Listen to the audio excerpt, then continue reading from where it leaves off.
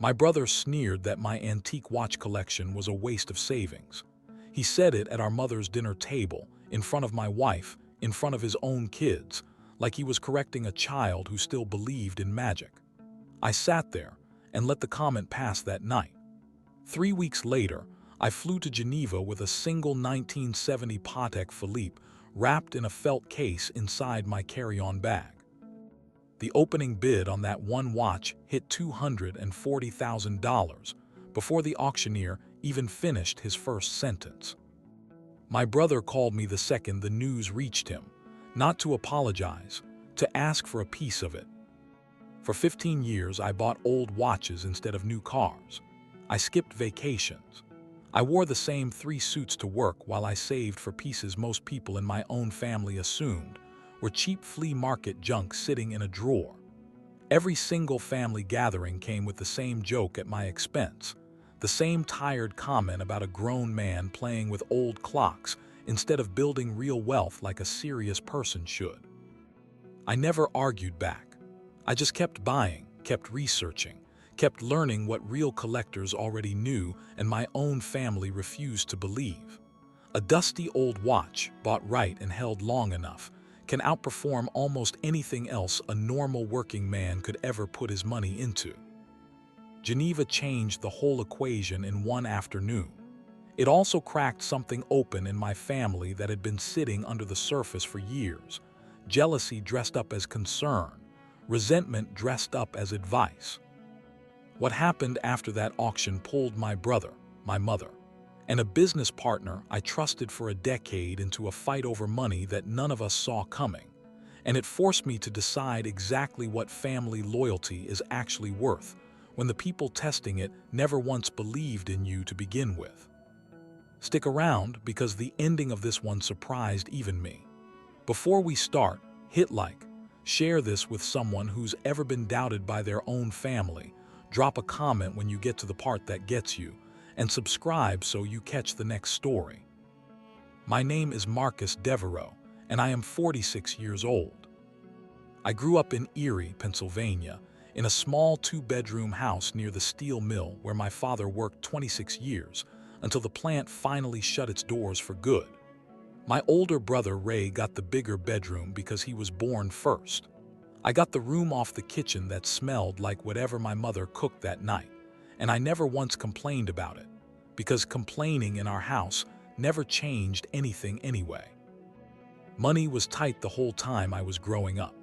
My father worked overtime whenever the mill offered it, coming home exhausted and quiet, his hands stained with grease no amount of scrubbing ever fully removed. My mother cleaned houses on the side for extra cash, 3 families a week, and she would come home smelling like other people's lemon floor polish and collapse onto the couch before she even took her coat off.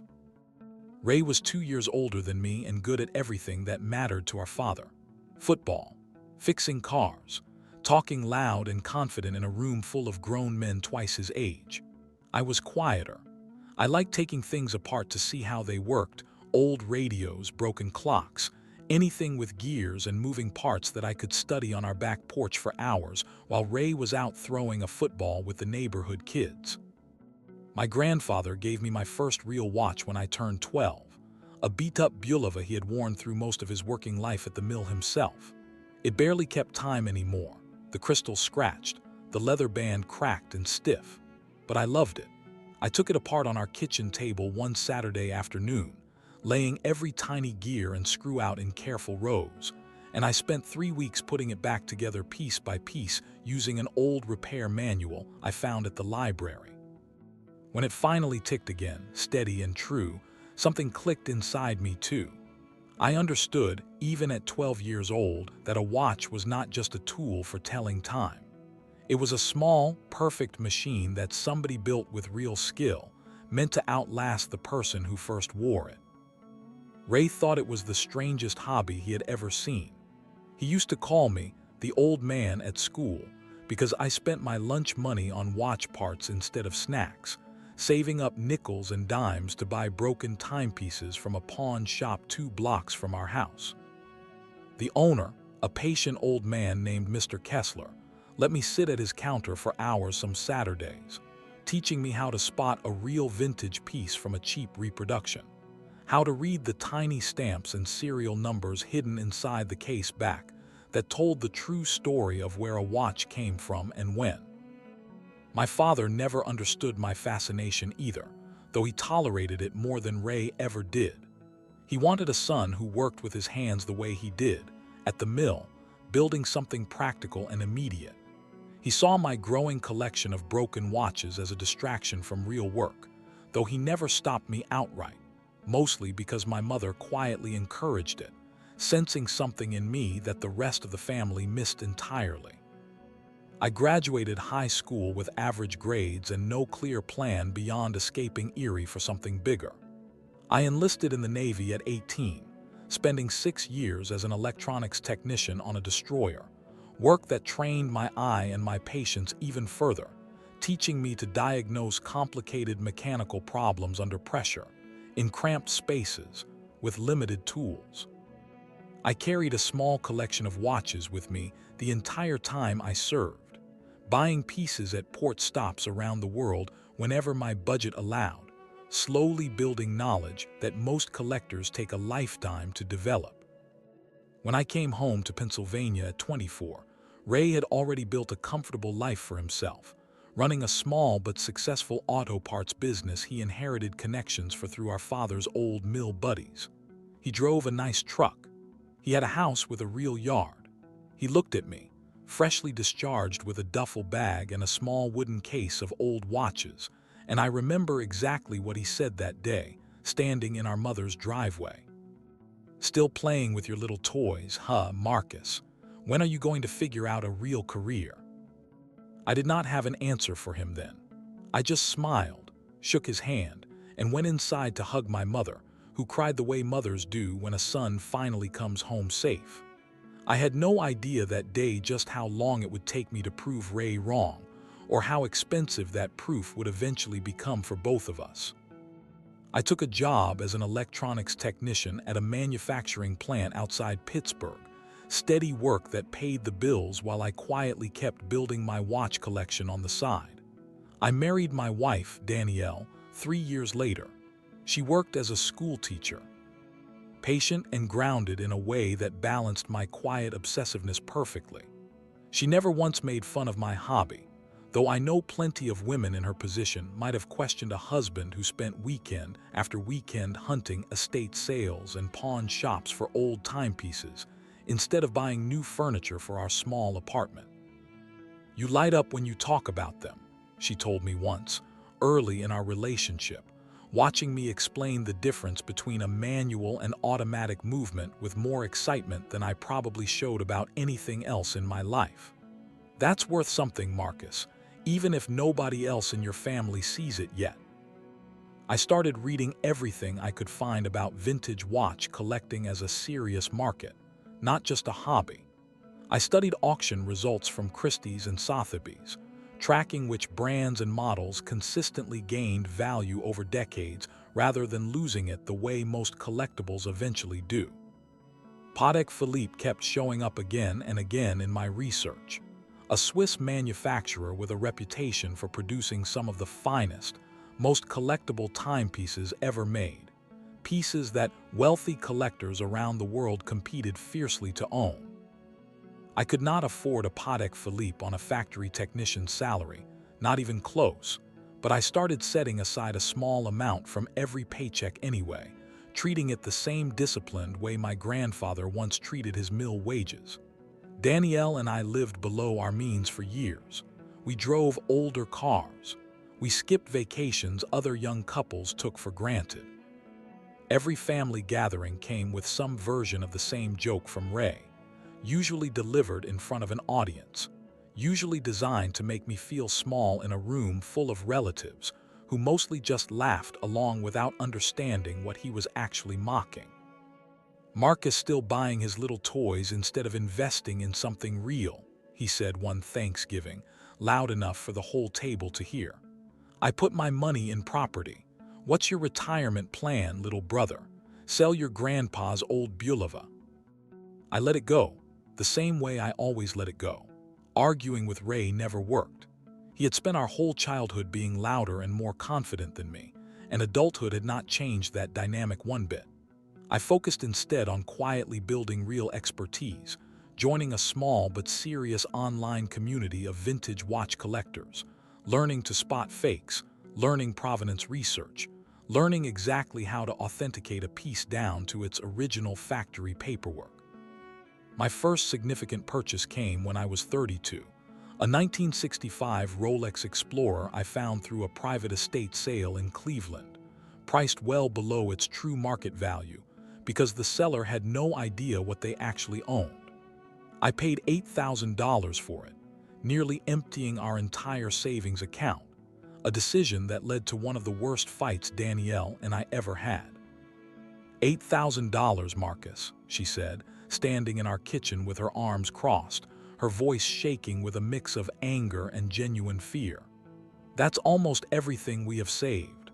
What if you're wrong about this?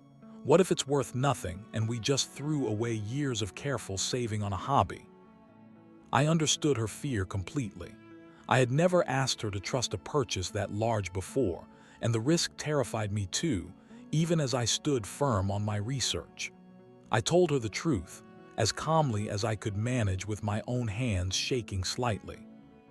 I could be wrong, I admitted, but I've spent 15 years learning this market inside and out, the same way I learned electronics in the Navy. I need you to trust that the hours I've put into understanding this are worth something, even if the number on the price tag scares us both right now. She did not fully agree with me that night, and we went to bed tense, barely speaking. But 3 years later, when a specialty auction house valued that same Rolex Explorer at $31,000, Danielle sat across from me at our kitchen table, studying the appraisal letter with an expression I had never seen on her face before. "I was wrong to doubt you," she said quietly. "I just want you to know that." That single sentence meant more to me than any dollar figure ever could. From that point forward, Danielle became my true partner in building the collection, helping me track auction calendars, helping me negotiate with sellers, celebrating every careful, patient win alongside me instead of fearing it. Ray never knew about that Rolex sale. I never bothered telling him, mostly because I had learned by then that his opinion of my hobby was never going to change no matter what evidence I put in front of him. By the time I turned 40, my collection had grown into something serious. 42 carefully authenticated pieces spanning decades of watchmaking history, insured for a total value that would have shocked most of my extended family had they ever bothered to ask a real question about it instead of making another tired joke. The crown jewel of my collection arrived almost by accident. A widow named Eleanor Fisk, living just outside Pittsburgh, listed her late husband's estate for sale through a small regional auction house, and buried in a modest lot description, sandwiched between ordinary furniture and household items, sat a single line I nearly missed scrolling through the listing late one night. Gentleman's wristwatch, gold case, purchased Switzerland 1970. Something in my gut told me to look closer. I drove out to the estate viewing the following weekend, and the moment I held that watch in my hands, my pulse started racing in a way 15 years of collecting had trained me to recognize immediately. A 1970 Patek Philippe reference 2526, solid 18-karat gold case.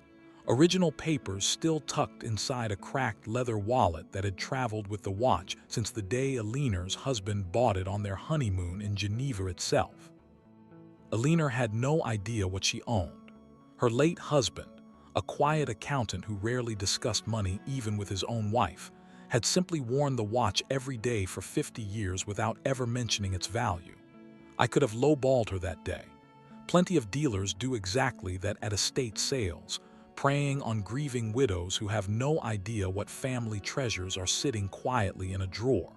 I did not do that. I told Eleanor exactly what I believed the watch was worth, walked her through the reference numbers and the provenance myself, and paid her a fair price based on conservative market research, $85,000, nearly wiping out a full year of collection profits I had built from careful trades over the previous 2 years. "You didn't have to tell me any of that," Alina said, tears in her eyes as she signed the paperwork. "Most men who came through here just wanted the fastest deal possible." I told her my grandfather taught me a long time ago that a man's word matters more than a quick profit, and I meant every word of it. I spent the following 2 years having that Patek Philippe fully authenticated through Patek's own archive department in Geneva, confirming original movement, original dial, original papers, everything a serious collector needs to command top value at a major international auction. The archive confirmation alone took 8 months of patient correspondence, exactly the kind of slow, careful process that separates a real collector from someone simply flipping watches for quick cash. Ray showed up at our mother's house for a family dinner right around the time I received the final Geneva authentication paperwork. I made the mistake, one single mistake in 15 years of staying quiet, of mentioning the watch during dinner, mostly because Danielle was proud of me and brought it up before I could stop her. "A watch is worth $200,000, Ray said, nearly choking on his wine, his voice dripping with the same mocking tone he had used my entire life. "Come on, Marcus. Nobody actually pays that kind of money for an old man's wristwatch. You've been playing pretend with this hobby your whole life, and now you actually believe your own fantasy." Our mother, sitting quietly at the head of the table, tried to change the subject the way she always did whenever Ray and I edged toward real conflict. But Ray kept going, fueled by wine and years of quiet resentment I never fully understood until that exact moment. "You've spent your whole life buying junk instead of building something real," he said, his voice rising now, loud enough that Danielle's fork stopped halfway to her mouth. "I built an actual business. I have actual assets. You've got a drawer full of old clocks and a fantasy that some rich collector in Switzerland is going to make you a millionaire. Wake up, Marcus. It's a waste of savings, and everyone at this table knows it except you." The room went completely silent. My mother's eyes dropped to her plate.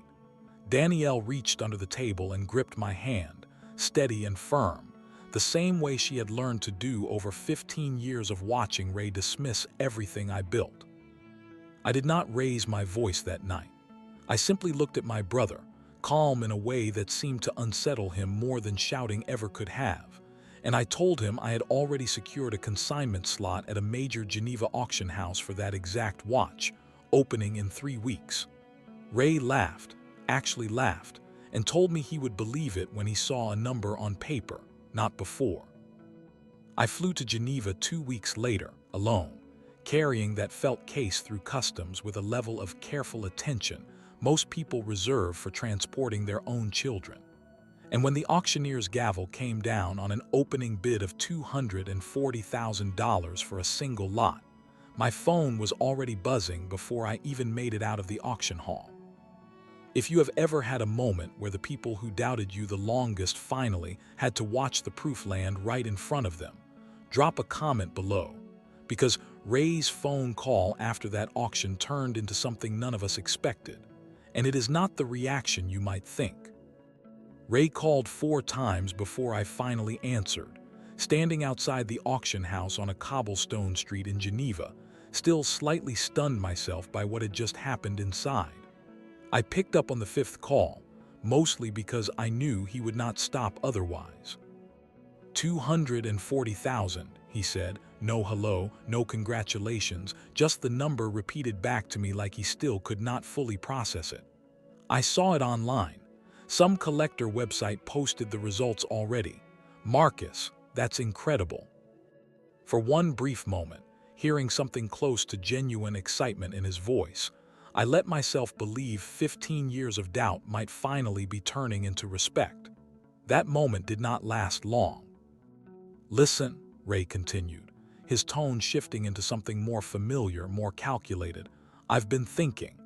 Dad's watch, the old Bulova grandpa gave you originally, that technically came from our side of the family too, right? And you've probably got other pieces in that collection that came from family connections over the years. I think it's only fair we talk about splitting some of this, Marcus. Family should share in a windfall like this. I stood there on that cobblestone street, jet-lagged and still catching my breath from watching a single watch sell for $250,000, and I felt something inside me go cold and still. 15 years of mockery, 15 years of being called foolish at every single family gathering, and the moment real money entered the picture, Ray wanted a piece of a collection he had spent a decade and a half publicly ridiculing. "You called my collection a waste of savings 3 weeks ago at Mom's dinner table," I said, keeping my voice level despite the anger building steadily in my chest. "In front of my wife, in front of the whole family. Now you want a share of it." "That's not fair, Marcus," he said, his tone shifting again, defensive now. "I was just giving you a hard time. Brothers do that, but come on, we're family. Family helps each other out." I told him plainly that family help runs in both directions, and that not once in 15 years had he offered a single word of encouragement, a single dollar of support, or even basic respect for the work I put into learning a complicated, difficult market from the ground up. I reminded him that our grandfather gave that bulova to me specifically, as a gift, decades before Ray ever expressed the slightest interest in watches beyond mocking mine. The call ended badly, both of us angrier than when it started. But Ray did not stop there. 2 weeks after I returned home, he showed up unannounced at my house with a folder of paperwork, claiming a lawyer friend had advised him that certain pieces in my collection, specifically ones connected to our shared family history, might legally belong to the entire family rather than to me alone. He mentioned our grandfather's estate, long since settled fairly between all of us decades earlier, trying to build a case that felt more like desperation than genuine legal standing. Danielle stood beside me at our front door the entire conversation, her arms crossed, her expression harder than I had seen it in years. When Ray finally paused for breath, she spoke before I could. "Ray, I watched Marcus skip vacations for 15 years to build this collection," she said, her voice steady and sharp. "I watched him research every single purchase for months before committing a dollar. I watched him get mocked by you at every family dinner while he quietly kept learning and kept building something real. You don't get to show up now with a folder from some lawyer friend, because suddenly there's a number attached to his patience that impresses you." Ray left that day without the papers signed, though he made it clear the conversation was not over as far as he was concerned. I contacted my own attorney the following week, a careful, methodical woman named Patricia Alvarez, who had helped me formalize provenance documentation for insurance purposes years earlier. She reviewed every purchase record I had ever kept, decades of receipts, authentication letters, and personal savings statements proving beyond any reasonable doubt that every single piece in my collection had been purchased with my own money, earned through my own work, completely separate from any family inheritance or shared assets. "Ray doesn't have a legal case," Patricia told me plainly during our first meeting. "But that doesn't mean he won't try to make your life difficult anyway. Family disputes like this rarely stay purely legal. They get personal fast." She was right about that more than I wanted to admit. Ray started calling our mother, pressuring her to intervene on his behalf, insisting I owed him something for the family name attached to my success. Our mother, caught in the middle of a fight she never wanted any part of, called me in tears one evening, asking if there was any way to just give Ray something small to make the whole situation go away peacefully. I sat with that request for a long time before I answered her. I told my mother the truth that night, as gently as I knew how. I explained that giving Ray money simply to avoid conflict would teach him exactly the wrong lesson, the same lesson he had apparently believed his entire life, that loud confidence and persistence eventually get rewarded regardless of whether they are backed by real effort or real respect. I told her I loved my brother genuinely, despite everything, But that love did not require me to reward 15 years of mockery with a payout the moment his tone changed from ridicule to entitlement. "I'm not punishing him, Mom," I said. "I'm just finally treating this collection the way I always should have, as something I built myself, the same way you and Dad built everything you ever had." My mother cried on the phone that night, caught between two sons she loved in very different ways. But she also told me something I did not expect, something that shifted my entire understanding of where Ray's resentment actually came from. She admitted that our father, back when Ray and I were teenagers, used to quietly praise my patience and my careful attention to detail, comparing it favorably against Ray's more impulsive nature in ways Ray overheard more than once. Ray had spent his whole life believing he needed to be louder and more successful than me specifically, because he grew up feeling like our father secretly favored my quiet, careful mind over his own bold confidence. That revelation did not excuse 15 years of mockery, but it did help me understand it differently. Ray was not simply cruel. He was insecure, chasing a kind of validation he never fully received as a teenager, and my quiet, patient success had apparently been poking at that old wound far longer than I ever realized. I reached out to Ray myself 2 weeks later, choosing to meet in person rather than continue the fight through lawyers and angry phone calls. We sat at a small diner outside Erie, neutral ground, away from our mother's kitchen table where so much of our history had played out over the years. "I'm not giving you a share of the collection, Ray," I told him plainly, before he could start the conversation his own way. "That's not happening, and no lawyer is going to change that outcome. But I don't want to lose you as a brother over this either." Ray sat quietly for a long moment, staring into his coffee, and when he finally spoke, his voice sounded smaller than I had heard it in years. "I've spent our whole lives thinking I had to be the successful one," he admitted. "Dad's business, my auto parts shop, all of it, I built because I needed to prove something. Watching you succeed at something I spent years mocking made me feel like I'd wasted my whole life proving the wrong thing to the wrong people." I did not have a perfect response to that. I simply told him that respect between brothers should never have required either of us to tear the other down first, and that I was willing to rebuild something honest between us if he was willing to do the same. It was not a full reconciliation that day, not a clean movie ending wrapped up in a single conversation. But it was a real start, the first honest conversation Ray and I had shared in over 2 decades.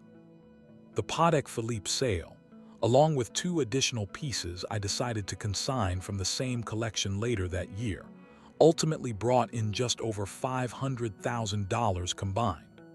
I used a portion of it to pay off our mortgage completely, something Danielle and I had quietly dreamed about through 15 years of careful saving. I set aside a meaningful sum for our daughter's college fund, and I reinvested the remainder into 3 carefully selected new pieces, continuing to build the collection the same patient way I always had, one careful decision at a time. Ray and I talk more regularly now, not perfectly, not without occasional old tension resurfacing, but honestly, in a way we never managed throughout our entire childhood and most of our adult lives. He asked me last month, almost sheepishly, if I would teach him how to properly evaluate a vintage watch, admitting he had started noticing them differently since Geneva, no longer as toys, but as something worth genuine respect. Thank you so much for staying with me through this story. If it made you think about your own family, your own quiet passions that other people never fully understood or respected, I would love to hear about it in the comments below.